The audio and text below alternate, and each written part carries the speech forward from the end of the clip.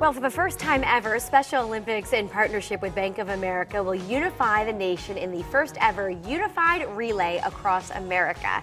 This is a chance for anyone and everyone to step out and carry the flame of hope, which is the symbol of hope and inclusion.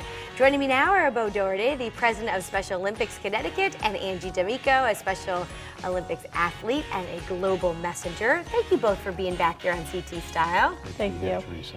So Bo, tell us a little bit about the relay that's happening across the country. Well, actually, the flame's being lit in Greece, and it's showing up in Florida, Maine, and in D.C., and it's going to make its way through every state. It's going to go to the World Games in July in Los Angeles. It's going to be used to light the cauldron at opening ceremonies. And that flame never goes out on this It journey? never goes out. No, there's a science to it to keep the flame going. So it's pretty interesting. It's a logistical, it's tough. It's tough. I would assume, right? Going through every state. You know, it's going to be a little hot when it hits the western states, as you can imagine, because the games are in July. Mm-hmm. And it's going to make a stop in Connecticut. Oh, yeah, 3 days. You know, the 30th, 31st of May and June 1st.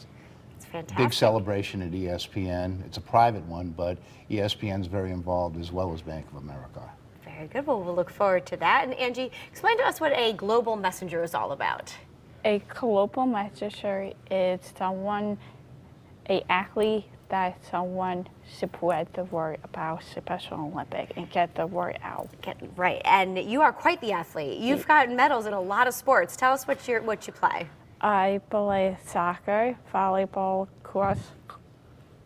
unified running, and snowshoeing. And snowshoeing too, right? Yes. Now, if you had to pick one, which one would you say you were the best at? I will have this, well, soccer. I have to say soccer. But you're pretty good at everything. Yeah.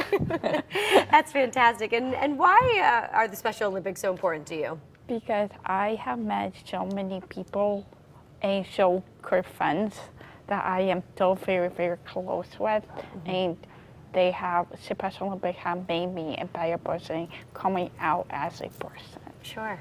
I'm sure it makes a big difference in Yeah. your life, right? And you said you're very competitive. That's probably why you're so good at these sports, right, Angie? Yes. But if you would give us an overview of the events here in Connecticut. Well, we're year-round in a huge way. So we have 72 tournaments during the course of the year, but then the 4 major games primarily for adults. Mm-hmm. But actually 90% of all the high schools in the state right now are doing unified sports, which is our program where people with and without disabilities are on the same team.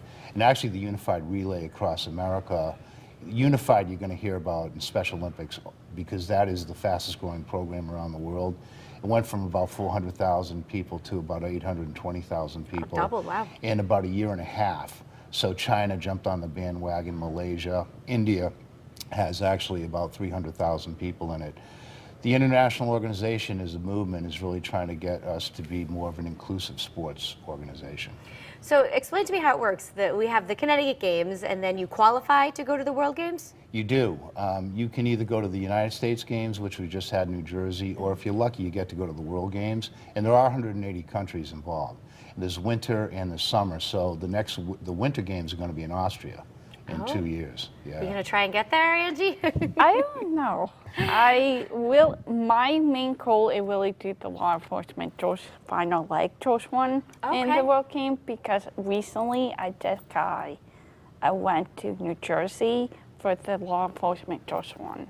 Now that's where you have police officers and firefighters running with the torch as well. Is that how it works? Not firefighter, right? Not firefighter. Well, just... in some cases they do, but mainly law enforcement. Rhode Island has a big firefighter presence. Very good. Yeah. Well, how can people take part in the Special Olympics if they want to volunteer or help out with the cause? Well, the great news with us is that there's a huge menu to draw from. So, you know, you can be a coach and spend a lot of energy, or you can show up at an event one day, and there's plenty of opportunities. So the best bet is to go to our website, specialolympicsconnecticut.org. Mm-hmm. There's a menu there. You can go in as a volunteer, and once you register, there's all the different options for all the different games during the course of the year that you can choose. Fantastic. Are you training already? Yeah. You are. You're training hard. Well, best of luck to you this year, Mo. Thank you for you. all the information. We'll check out the website. Thanks, Teresa. And, of course, you could log on to our website, WTNH.com. We'll link it up for you there. And coming up,